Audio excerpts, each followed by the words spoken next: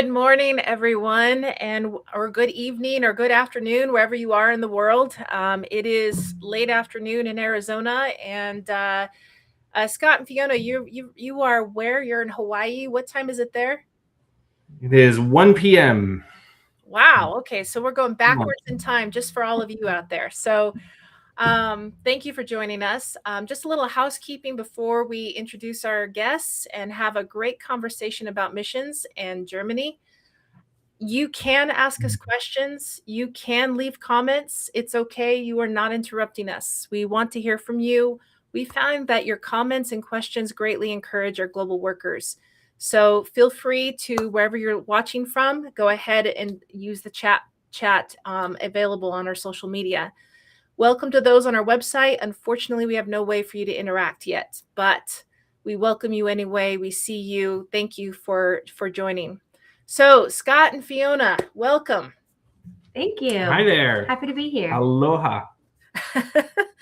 So, you have a very interesting history, both of you, that we're going to unpack a little bit at a time. But in all the many places that you have both lived, visited, and served, what was your most favorite place and why?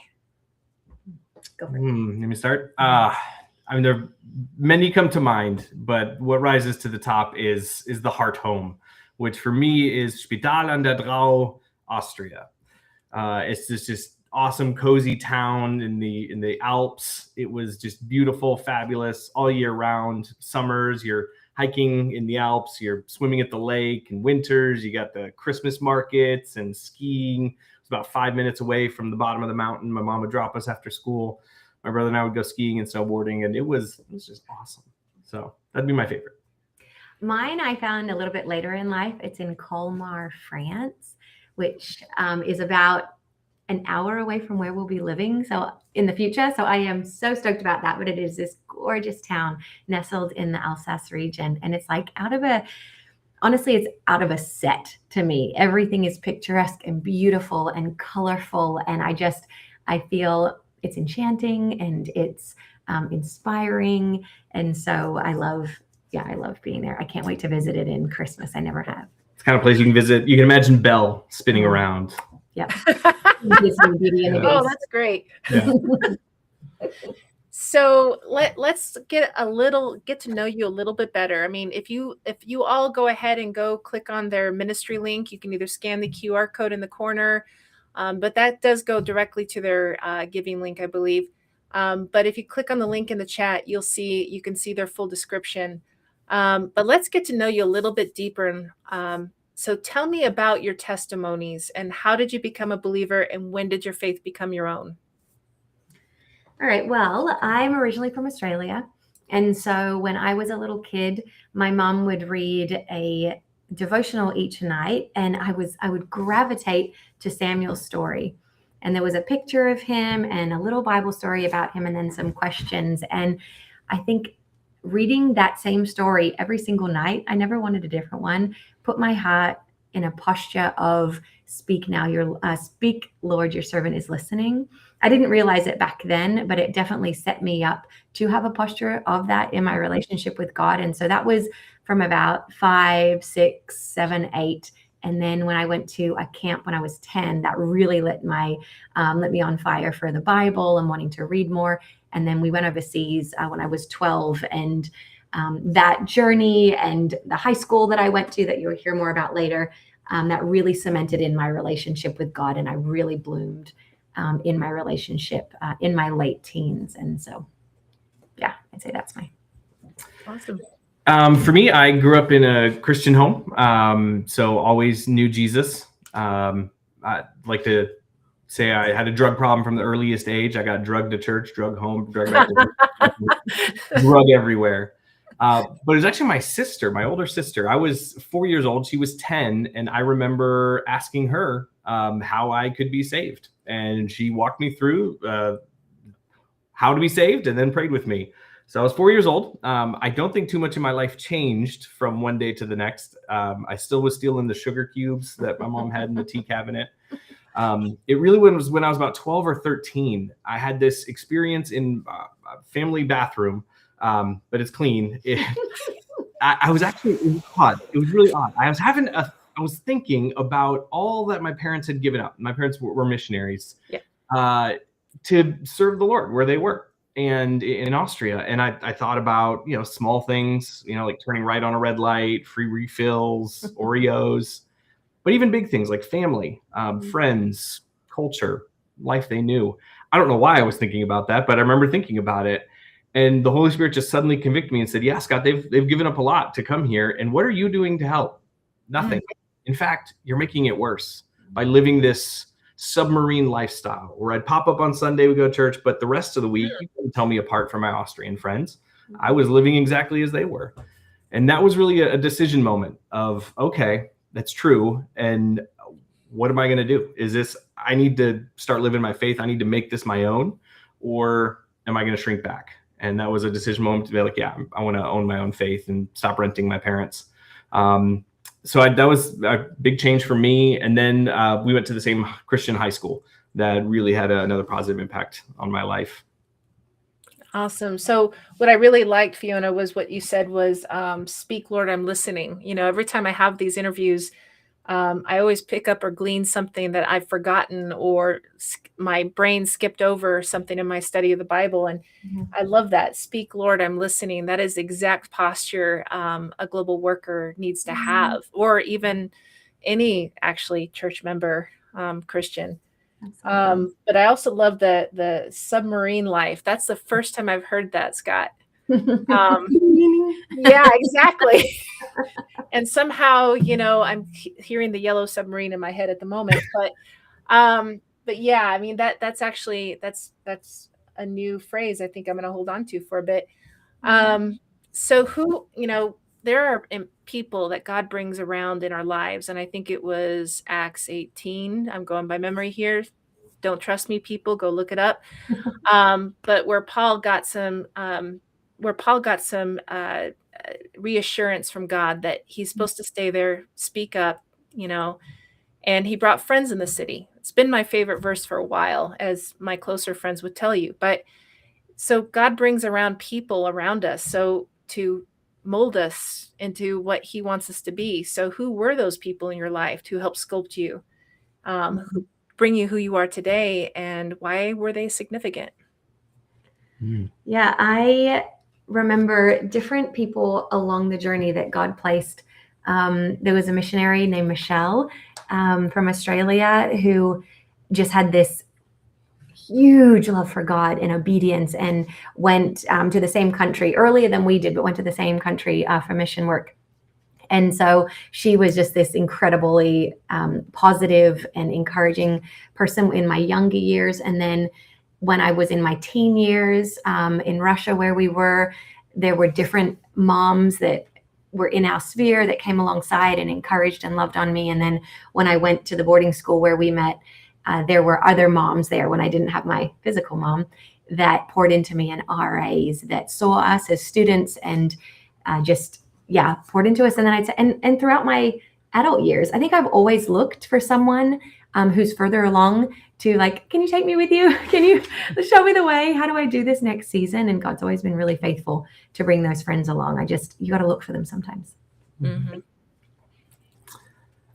The first that come to mind, or maybe the most obvious, and that's my parents. They were godly people. They were the real deal. They shaped me more than anybody. But there were so many along the way. There was a youth pastor named Pete Voorhees, who really mentored me and my brother in our preteen years. The boarding school was filled with people who'd given up or had just invested so much of their time and energy into us and people like us.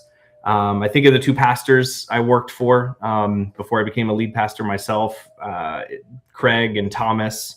Learned so much from them about how to be a pastor, how to love people, how to love the word and teach it. There's a few names that popped in mind, but we'd be here all day.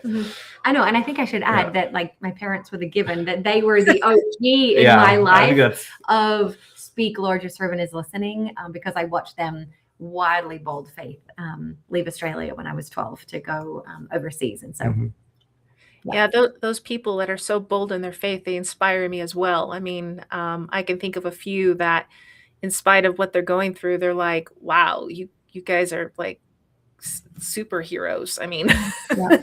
when I grow up, I want to be just like you. Yeah. So now we've touched on it a bit. You have a history of missions in your family. Yeah, and Scott, I know your parents, and your mom was like on my appointee board when she appointed me, and That's awesome. love them. And so tell me about your families. Yeah, so my parents were the first in their families to go missions, and we went to Russia when I was 12. So there was about a 10-year process leading up to it of hearing the call, leaving the state we were living in. My parents went to Bible college, excuse me, joined a mission, support raised, and then eventually went overseas. And so they were there just over 6 years in Russia, while I mostly lived at a boarding school in Germany. And so that now my mom has worked at the Home Office back in Australia still for almost 20 years now. So missions really for the last 26 years, actually 36, my entire life. All I knew growing up is one day we're going to Russia, because my dad got called to Russia when I was 3. So all I knew was we were on a path to go overseas. And so, yeah, my whole But life. he wasn't in that field. So you had No. to go to Bible college and then get appointed. And then, so it was a totally different life change for you guys. Yeah. I was born into this. This is like a thing that the family mafia almost does. So it's, my parents were the first believers in their family, the first to also go missions. And so they went to Austria in 1981.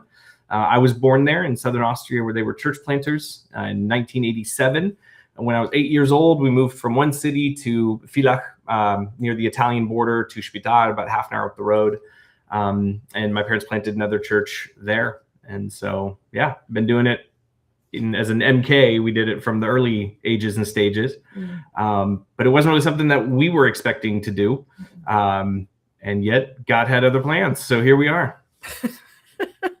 That's great.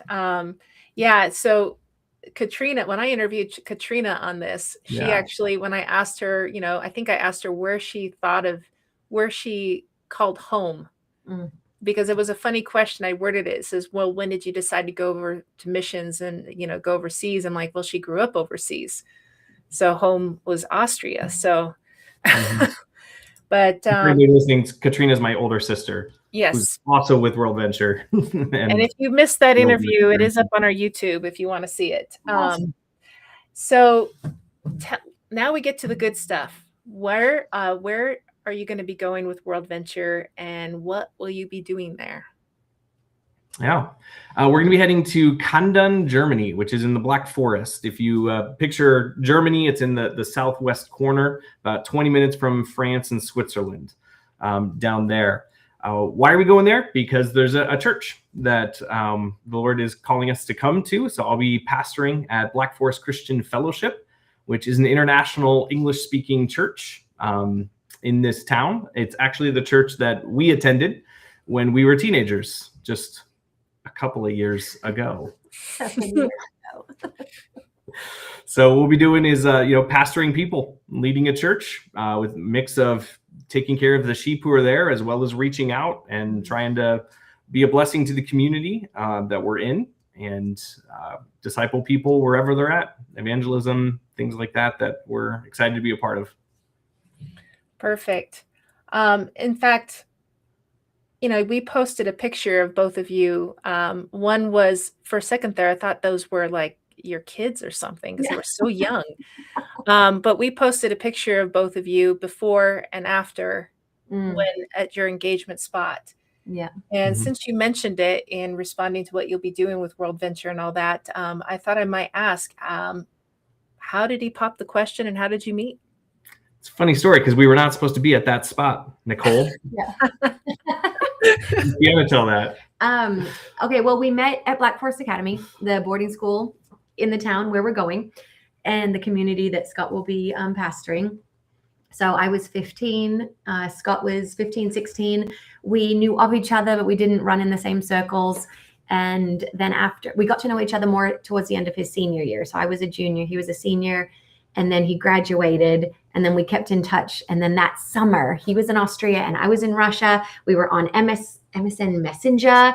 we had cameras, but we didn't have we weren't able to speak. So we just typed, but could see each other. It was, so ancient. And we fell in love, and we were like, what? Like, we just had 3 years together, God. And now he's going to Tampa. I have another year in Germany, and then I'm going to Australia. Why now? And we just thought, you know what? We'll just keep talking. But he's about to go to, Tampa college. He's about to meet so many new girls that I'll probably be a thing of the past here soon. But I wasn't. And we kept in contact and fell more in love, and then spent Christmas together. I went and met his family in Austria. And then we decided, we really are serious. We probably want to pursue marriage. So we need to figure out how to be together after I graduate. So So I was in University of Tampa in Florida. She was going heading back to Australia. So for my sophomore year, I set up a year of study abroad, and I studied abroad very closely. Yeah. Occasionally went to class. That's good. That's eye-rolling good. Yeah, no, it's about 21 years of that joke. Still Rolling. Still rolling. At some point, it probably needs to retire, but that day is not today. Not today. I know we've been married. We've been married just over 19 years now. And so we got married at 19. We got married just during 11. We were there for 11 months together, right? And so within that 11 months, we got engaged and married. And Mom and Dad commented because he didn't listen when we told him to. And thank you, Dad. Yeah, could you turn that comment off? That's I think that's a spam bot. Oh, is that a spammer? Okay, I'll take that. Yeah. Logan Leanne, never heard of him. Yeah. And so anyhow, so the day came that he was going to propose, and he was going to do it in this really beautiful spot on the water. And I had just St. Kilda Beach. She loves beach. She loves water. I'm like, this will be the spot. So we go down to St. Kilda. We go to the end of the pier. But it had only been a couple months since I graduated from high school. I was an emotional mess, and I just started crying and just spilling my guts of just how much I missed Europe and BFA and my friends, and the transition was hard. And he was like, okay, well, I can't propose now. I believe it's what the kids today call a crash out. Yes, I was definitely crashing out. And then we went to a different spot, and he proposed there, and it was Royal Botanical Gardens. Yeah, wasn't a shabby spot either. We'll go somewhere else. That's the story. Well, no, actually, another part of the story. So while we're on the way, she's like, "Man, he's acting funny."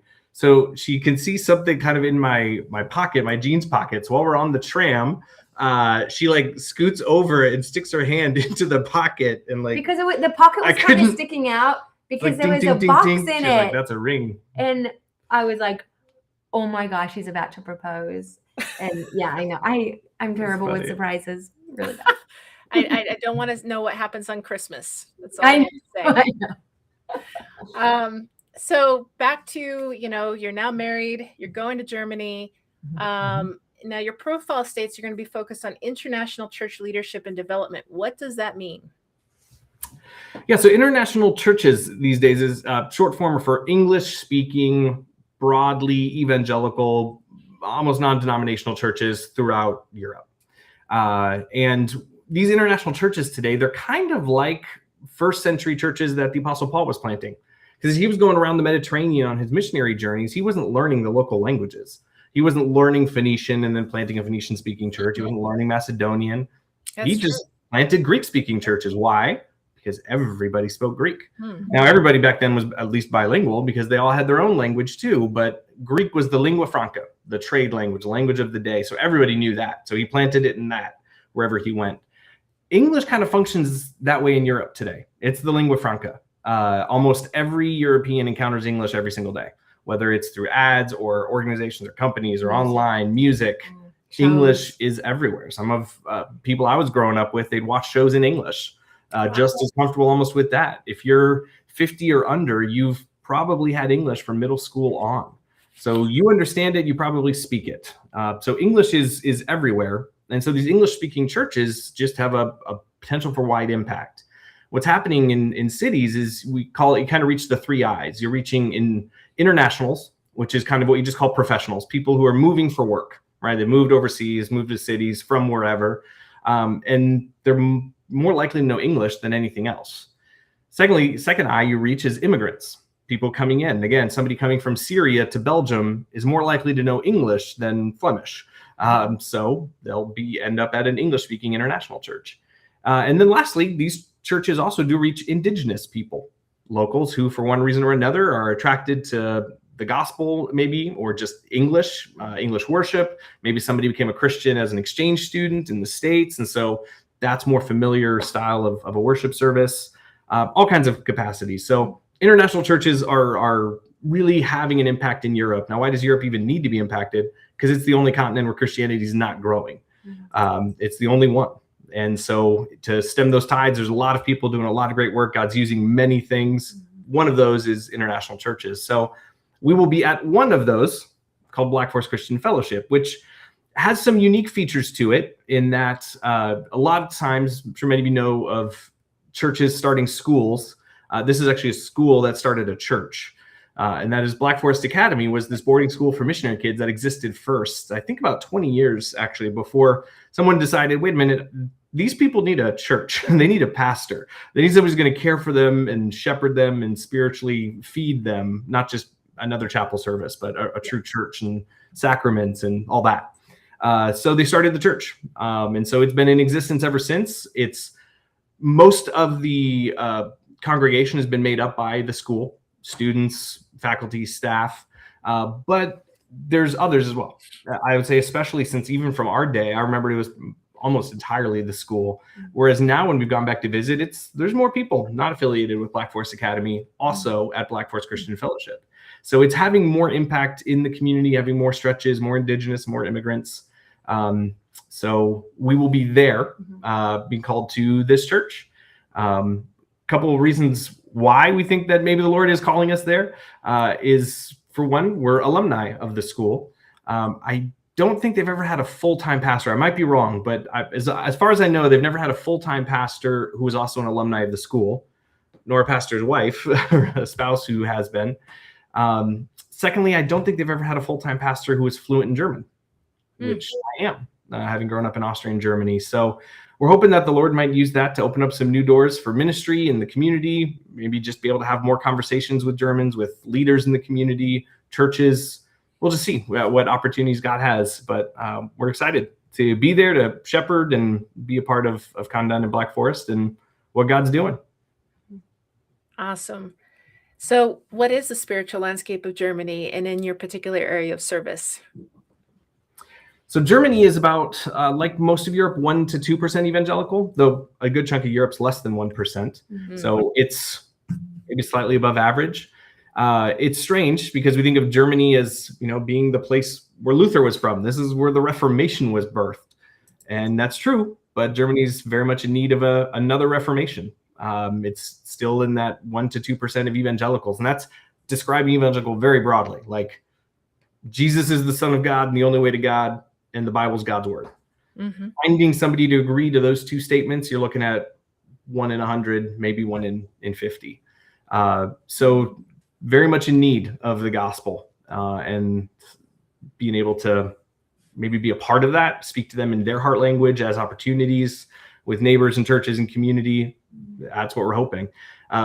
Black Forest Christian Fellowship is also a part of an international kind of coalition of Christian churches around Europe for mutual encouragement, for mutual care, flourishing, things like that. So you also have an opportunity to pour into other churches around Europe.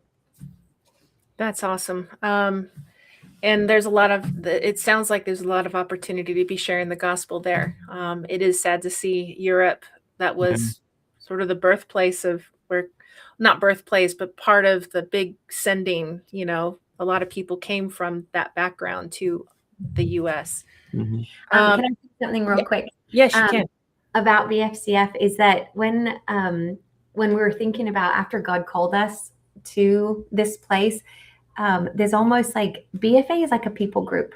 It is a specific group of people that have all been called to the same place, doing a very unique role in ministry with loving these kids from all around, and everyone on staff are missionaries, and most of the students are missionary kids. There are a good amount of business kids, I believe, as well.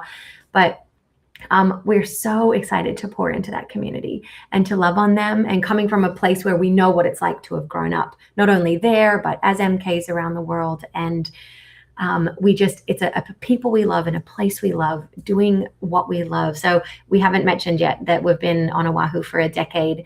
Scott's been the lead pastor of our church. And so this isn't a new venture of him becoming a pastor. This is what God has had him in. And it's been an international church with various, nationalities and lots of people coming and going. And in many ways, we can feel like God has prepared us for this. Yeah, very much so. And this is meant to just be the next step. Mm-hmm. And we love this group of people too. I love MKs and their weirdness of what we are, as well as the people there. But they also need care. In order for them to pour out well, they need to be shepherded well. And so that pastoral care is important. So we have Rowan Monroe on Instagram right now, who said, Black Force Christian Fellowship, here comes the Custers in 4 months, West Germany. Let's go. So again, just to let everyone know, if you have questions, feel free to put them in there, or comments. We do welcome them. So one of the things that we've shared in many of our live streams is when we have interviewed people who are going to academies or Christian schools or whatnot, is that we've pointed out that just because they're missionary kids doesn't mean they're believers. And then you have, in other places we've interviewed, we learned that there are diplomats kids that attend, and there are many, many different opportunities to reach the world these days from a simple Christian school like that. Yeah. I'm not saying it's simple, but just a Christian school. I don't think there's any way to repair that, what I just said. But anyway, Get it. So how can people be praying for the Germans and internationals? So I'd say Germany, as I kind of mentioned before, they need a spiritual awakening. They need another Reformation. What's happened in Germany post World War II, right? They're completely defeated, completely decimated. The Allies say, hey, you can't have a military. So what do the Germans do? They put their efficiency and organization elsewhere, and they put it into research and development, technology, and the economy. So Germany is actually the world's third largest economy, behind the United States and then China. That's Germany. It's risen all the way to number 3. And the god of mammon, I think, has lulled many into a spiritual stupor that has many Germans captive. And they have their nice fancy cars and their nice vacations. And what do they need Jesus for? The Christianity is something we did in the past. We still have to look. We still have some nice churches. We have somewhere to go on Christmas and Easter. It's fine. Don't mess with it. But there's not genuine faith in many corners of it. At the same time, what is growing, the religion that is growing in Europe and Germany, is Islam. Now, that's not through conversion. That's through immigration and birth rate. And so it's really, having an impact on the country and changing the face of it. I think as internationals, many of them are open to faith. So what I've read is that the average German takes about 7 years of sharing the gospel with them before they'll even accept. That's for a believer. A German believer usually took 7 years of sharing and hearing the gospel before they come to accept it. So it's not a place that moves quickly. They don't make emotional, rash decisions. They're very calculated people. Ordnung muss sein. It's all got to have order and purpose. And they're just not quick to adopt a whole new frame of reference and worldview, which, to their credit, they usually understand that that's what's required, as opposed to Jesus isn't just something, a little charm you add on. It radically reframes life. As these internationals who are coming in, sometimes they're more open to faith. Sometimes they're already bringing faith with them, or immigrants. Germany could be reached through immigration in that sense. And so, those are some of the prayers that I think of that country, of what they need. So in most churches, congregations are discovering how God is bringing the nations right into their area, even into their churches. So as you share about where you're serving in this church, what are the unique opportunities that this church you'll be leading, that you would have to reach these internationals, these immigrants? Yeah. That's been happening in the Black Forest area, just like all over Germany. In fact, there was a Syrian refugee camp that was resettled in Kandun, in this town where the church is. And the church had an outreach team that was devoted to meeting with these families. I think the school was involved too, helping them navigate social services, learn German, get set up with new life in a new place. In fact, because you could offer people who could even speak their language. So that's a great thing. The church has been able to do that. BFCF has these workers, but also these students who are an amazing resource for the kingdom. They're coming from over 70 different countries. They're speaking over 50 different languages. I mean, they are uniquely situated to impact the world for Christ. So you're not even just discipling people now, you're discipling the future generation of kingdom workers. I don't know the current statistics. When we were there, it was over 30% of graduates ended up in vocational ministry somewhere of some kind. I mean, we're two of those people. So it's truly an opportunity to impact the kingdom widely. Through the students that are there, there's another 150 plus ministries represented by their families. So by you shepherding and taking care of these students, you're also helping 150 other families do ministry around Europe, North Africa, the Middle East, for the kingdom. That is just exciting and awesome what God's doing. So to get to be a part of that is sweet. So Rowan from Instagram has a question. Do Custer girls speak German? Oh, every night they're a little bit closer to the littles, our two youngest. So we have 4 daughters, and they're 15, 13, 11, and 9. And the 2 bottom ones do Duolingo every single night. So they're getting really accustomed to the sound, to different words. I think they're slowly catching on different things. Scott would have loved to have passed on German to them when they were little, but he just was not around enough in their young years. He was in seminary, and they were with me all day, every day, and I didn't speak. And so I actually have a funny story real quick about that, is that when I was in Australia in elementary school, that's what you learned in my elementary school was German from grades 3 to 6. And I was like, I'm never going to Germany. I'm not listening. So I learned to count to 10, and that was it.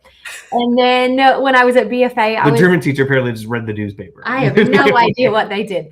But then when I found myself in Germany as a teenager, I was like, I'm never coming back to Germany. I'm learning Spanish because that's easy.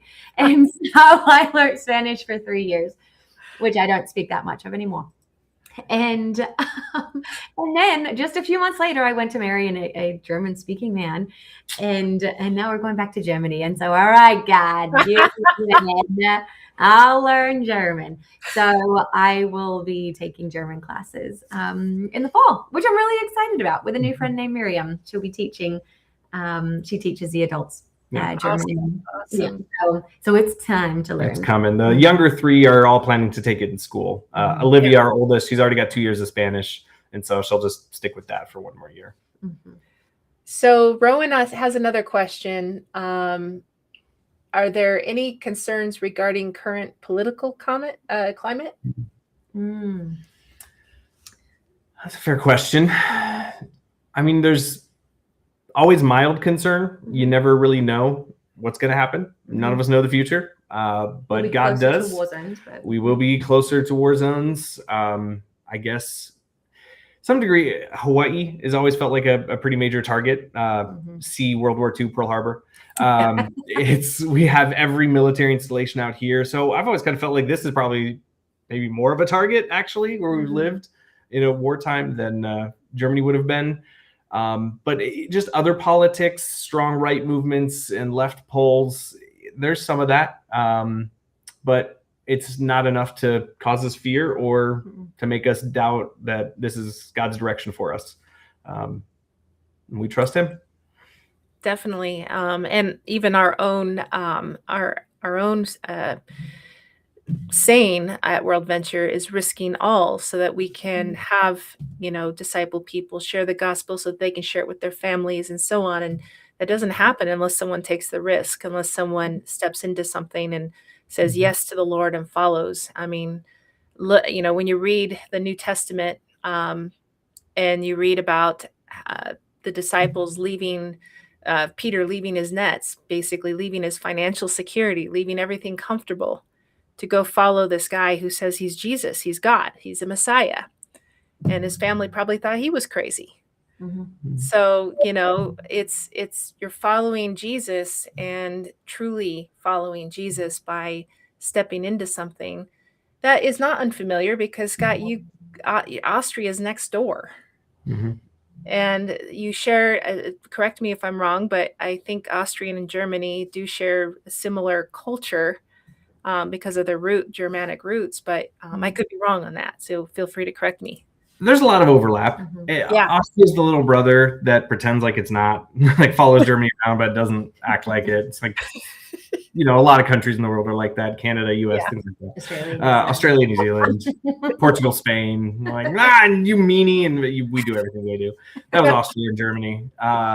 But still, culturally, some differences for sure, especially where we were near the Italian border. Further south you went, the more different it was.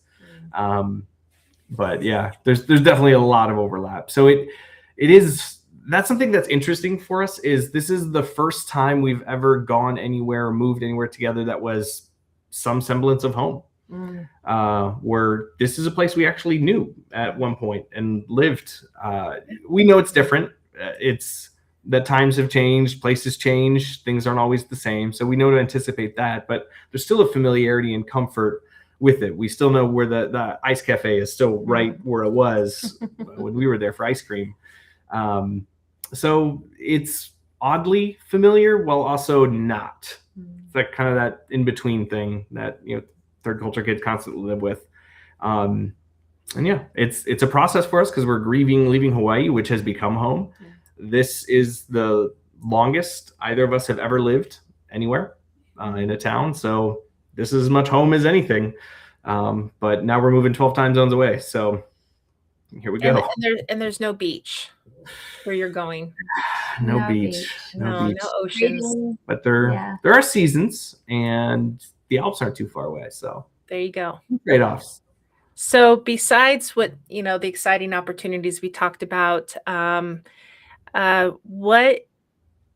what makes you really, what's the main thing that makes you really excited about serving in Germany, and what are possibly the challenges you may face? I'm just really excited to do ministry shoulder to shoulder with so many other missionaries. Like, I'm really genuinely excited about that. And I'm excited for the girls to go to BFA. That's like a dream come true that I never knew to dream. And I'm excited to be in a place that there's just adventure waiting at the door, and you can go so many places so quickly and be in so many different cultures, and just being with people, just the opportunities that can come out of just being on a mission field. I'm so excited about that. Some of my greatest memories in my life are from being a missionary kid, and just in that world, it's just special. And so, I'm excited about that. I'd say something similar to the last point for me is just excited to be part of the global work that's happening because this church is so unique. Some of the ones that there's like this ecosystem that's kind of grown up around the school as well. Several mission agencies have moved kind of their headquarters to be near it, so their workers can go there. It's around the school. There's just a lot of missions. It's like this hub, this neural network for all of Europe, kind of runs through in some ways the Black Forest area. And so to be able to live and serve there, and to play a part in shepherding people on their journey, recognizing the average missionary stay at Black Forest is about 4.5 years. The average student is, I don't even think that long. It's probably about 2 to 3 years. So you only have these people for a short time, but man, the impact you can have on them, the impact we felt people have on us, shaped us for a lifetime. So to be able to go back and do that, to say, hey, we're going to disciple, we're going to care, we're going to shepherd, we're going to help people on their journey with the Lord. That's awesome. And whether that person's an MK, whether that's a missionary worker, whether that's a local German, just helping people know Jesus and follow him better is exciting. Lots of missions opportunities is exciting. On a personal note, I'm really looking forward to bringing a part of me out of the attic that just has had nowhere to belong, right? Like, it's being a third culture kid, you have these different parts of you that when they're not in use, they just go to sleep, or they kind of put them up on a shelf, put them up in the attic. And so, like, the German Austrian part of me, Scott, has not had any use really out here in Hawaii the last 10 and a half years. It just really, been or dormant. Before that, the previous 10. Yeah, I suppose the previous 10 in the States. We lived in Florida and then Colorado as well.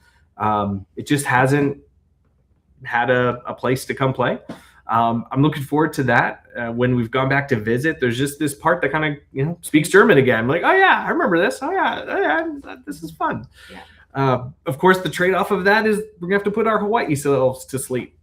So there's trade-offs and upsides, downsides. But to allow this part of me that's been dormant for a couple decades, that I thought was going to stay dormant. I didn't know that we'd be going back to Germany. This wasn't something we've been scheming for a long time. It was truly out of the blue. But we're excited that is God's plan. Awesome. So problems or issues we didn't. Challenges. We were too excited about the positives. Yes. Nicole. There we go. That's a good attitude to have. It's Except awesome. for the learning German part. Except for the learning German part, Oh no, that part's easy. That's done. Oh, well for you. So most of the questions that we get from some of our younger crowd tend to be around fundraising. It intimidates people. Even our older crowd, some of it intimidates. So as you're going through this partner development journey to get to Germany, which is raising up financial partners to help them get there, what has God been teaching you through this? How have you seen God act? Yeah, well, support raising was never a part of our to-do list. It was on the never list. The never on list. the avoid. Yeah. And so it was one of the biggest things of like, oh God, like we have to do that. Like to fulfill this calling, we have to do that. But speak, Lord, your servant is listening. So here we go. And it has been so sweet. It has been so sweet. Every single conversation that we've had, we have been reconnecting with people that we've either not lost contact with, but just not in the day-to-day. This is a very transient place. So we've ministered to hundreds of people over the past decade, but most of them are no longer here. And so it's been wonderful catching up with people and just so encouraging hearing what God has done since we left, or since they left, and then them joining our team, and just how encouraging it is when people join to be on our team, and that they believe in us, they believe in God, they believe in what God is doing through us and what he's going to do in Germany. And it is just absolutely humbles us and brings us to tears every single time we have a new partner join our team. And so it's definitely this, like the faith realm of support raising is unlike anything I feel like we've ever really had to stretch ourselves and really trust, because last May we really felt like God was saying, you're meant to be there by next August. And by the time that we got appointed as missionaries with WorldVenture, then we only really had 8 months to raise our full support packet, which for a family of 6 going to a Western country is no small thing. And so that was pretty terrifying, seeing that budget number of what we would need to raise. And God is just doing it. And from the beginning, I really just felt him, or heard him saying, my yoke is easy and my burden is light. Because we saw this massive mountain between us and Germany in August of 2026, and this huge boulder that needed to be pushed up and over this mountain. And we're like, how are we going to do that? And we're like, okay, just one step at a time and one push at a time. And every single act that we've done to get one step closer to going overseas, we go to push the boulder and it moves itself. It's not really that heavy. Like God is just supernaturally allowing us to complete tasks and do everything we need to do. And right now we are juggling more things at once than we've ever juggled. And, at one moment I'm sorting through stuff, and the next minute I'm inviting everyone to this huge fundraiser we're having. And then the next minute I'm like replying to a support raising thing. And then the next minute I'm, sending in a medical form that I needed to do. And it's just I'm undiagnosed ADHD, and it's kind of worked well in TikTok diagnosed. TikTok diagnosed kind of works real well in this season, because you just have to go from thing to thing. And my last 3 years has been in the film industry, helping produce and coordinate commercials and being on film sets. And that world is fast paced and crazy. And I truly think it is because of these last 3 years of preparation that he has equipped me with what I've needed to pull off a around the world family move in these 8 months. And so all credit to God that when he calls, he equips. And yeah, so that's been really crazy and exciting. And I'm like, how are we doing this? He's doing it. It is all God. Yeah. Yeah. I mean, he's shown himself abundantly faithful and capable of doing more than we could ever ask or imagine. The Ephesians 3:20 is the verse that we've just been hanging on to this whole year. And he's been doing it. It's his way. He's fulfilling it sometimes in unexpected ways. I mean, just the whole call was unexpected. Now that he's put that on, it's like, okay, Lord, like, you're gonna have to make this happen. And he is. You know, we're certainly doing our part to be as obedient as we can, talk to people, have conversations, we are let not people know about the hands. Opportunity. But it's like when Jesus talked about in Matthew 6, when he said that, you know, God feeds the sparrows, and he says, aren't you worth more than the sparrows? But how does he feed the sparrows? He doesn't actually make worms appear into their nest every day. He didn't make fully formed bread appear for the Israelites in the desert. He gave them the resources outside and said, it's right there, go get it. But there's like, you do your part and God supplies. So we're certainly trying to let people know, have conversations, but the pressure's off us. The pressure's on the Lord. Like, this is his, Fiona's a great saying, if it's his will, it's his bill. So, you know, he's going to have to do this. And so far he's doing it. We're super grateful. We're at 61%. I've been done this almost 5 months. So we're on the way there. When we had the 8 months, we took that, divided it by 8, 100%. All right, that's 12.5% a month. All right, we need 12.5% each month. And by God's grace, we've been hitting those markers. But we still have 37.5% to go in the next 3 months. So we're still praying, still hoping, still sharing the opportunity. We still need a lot of monthly and quarterly partners, but it has been humbling and exciting, and we have enjoyed it so much more than we thought we would. Like, the thing that we thought we would hate the most, we're actually enjoying. That you get to have fun conversations, and there's no pressure. Just like, pray about it. That's all we ask anybody to do. Just pray and see if this is something the Lord wants you to do. If not, don't do it. So just whatever you do, be obedient to him. That a soft heart, and hear and know his voice. And have that posture of, speak, Lord, your servant is listening, and he will take any one of you that wants to be used. He is waiting. He just needs obedience. That's it. I think that's the qualification. The most dangerous thing a person could pray is, Lord, give me some opportunities. And I could just see God where I could just see God just rubbing his hands together and saying, ooh, I've got plans for you. Watch this. Watch what I can do. So as you've heard, they're at 61% support. For those of you watching online or by social media, we have the link in the chat on most of our social media, and we have the QR code up in the corner. If you would like to give $10, $20, $25, $50, $100 a month and help them get to Germany much faster, just scan that QR code or click on the link and go ahead and make that donation. We encourage that. So before we end our time, how can people be praying for you personally and professionally? I haven't heard professionally. Personally, yeah. I love that. Okay. Well, so there's obviously getting to 100% support. That's a big goal. Yes, 100%. Yes. Let's just ask for 101%. Let's just go over that mark. There you go. 101% by July, so we can get over there in August. And logistics, Fiona is doing a fantastic job balancing it. I'm still finishing up in the lead pastor role next month. So I've kind of had 2 full-time jobs. And Fiona's really been doing a lot of the logistics, which I'm so thankful for. She's doing awesome. But there's a lot of logistics. One of them is this coming weekend, which may be a prayer request for Saturday. There's a big fundraiser that our church is hosting where all of the stuff, our household goods, everything that we're not taking to Germany, which is almost everything, we'll take over there and people can come pick it up. And we just ask to leave a donation, be able to come by, talk story. I'm just hoping that'll be an opportunity to get the word out, as well as maybe develop some funds that we need.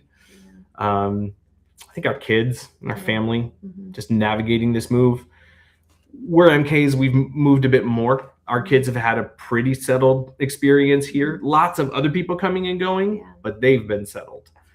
So moving like this is new for them. The grief is heavy. And so just be praying for them as they process this. It's not easy.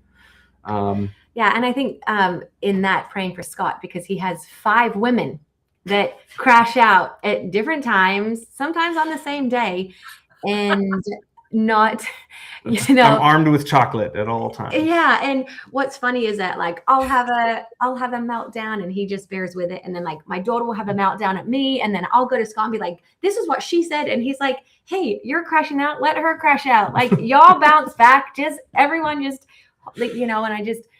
My daughters come to me for a hug and I just hold them, and I'm like, I feel like we're on this like life raft of just like hold on to each other. Like God has given us each other, and he's given you sisters each other, and like just hold on. He's going to get us through. It feels, as the weeks are dwindling, we're leaving Ireland in 6 weeks from today.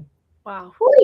And we have 2 months on the mainland of pre-field training and final partner development, but it's getting more and more feeling like you're leaving the atmosphere. I heard a quote when I was in a really tough part in young motherhood of like the cockpit shakes the most just as you're leaving the atmosphere, like, and then it goes into this like, and I remember when I was, struggling in young motherhood, and it was just so intense. I was like, God, I can't do this much longer. And I just heard him like, it's almost like you're going to get a break soon. Like this season won't last forever. And so we remind ourselves of that a lot, that this season won't last forever, because daily it's beginning to uptick more and more that we're like, I don't know how much longer I can do this. It's the whoa, juggling all of it, everything, everywhere, all at once. So the stamina and the grace to keep going, we want to leave well. This is home. These are people we love. And so we don't want to leave. I don't want to leave frantically. I want to leave. I want to go into the sunset. And because it's going to be really hard to leave. And so, I'd say just that God would just hold our hearts as we leave here and just finish well. That's what I want to do. Mm-hmm. Yeah, goodbyes are pretty hard sometimes. Mm-hmm. It's not goodbye forever. I mean, you connect with your friends and everything thanks to technology. So, but in one day you'll be able to be in person on occasion. Yeah, and our church is becoming our sending church, which is an odd and unusual and exciting thing to be like, hey, I know I've been your pastor, but I'm not going to be your missionary. Yeah. Would you send us out? It kind of reminds me of Acts 13. It's talks about Paul and Barnabas were serving with 3 other guys in Antioch, and then God's like, send them out, and they did. So it feels like something similar that the Lord's asking our church to do, and our church has stepped up and is being wonderful about it. Yeah, one of my favorite. Go ahead. In Hawaii, we say "ahui ho," and that means until we meet again. And so that's the posture. Ahui ho, not goodbye. Exactly. And on that note, I want to thank everyone for watching. If you're watching this when the live is no longer live, you may go ahead and add your questions in, and I'll make sure they get it, or they'll see it if they're on our social. And we'll get the answer as quickly as possible for you. But I want to thank everyone for joining us today. And thank you, Scott and Fiona. Do stay on, by the way. But thank you, Scott and Fiona, for answering these questions, sharing your life with us. And sharing your heart with us. As for those of you out there, we will add a short part of the video of the prayer request so that you can actually just go to that directly. That'll be added a little later on this week. So thank you, Scott and Fiona. Thank you. Appreciate you having us. Yeah, and hosting such a great show.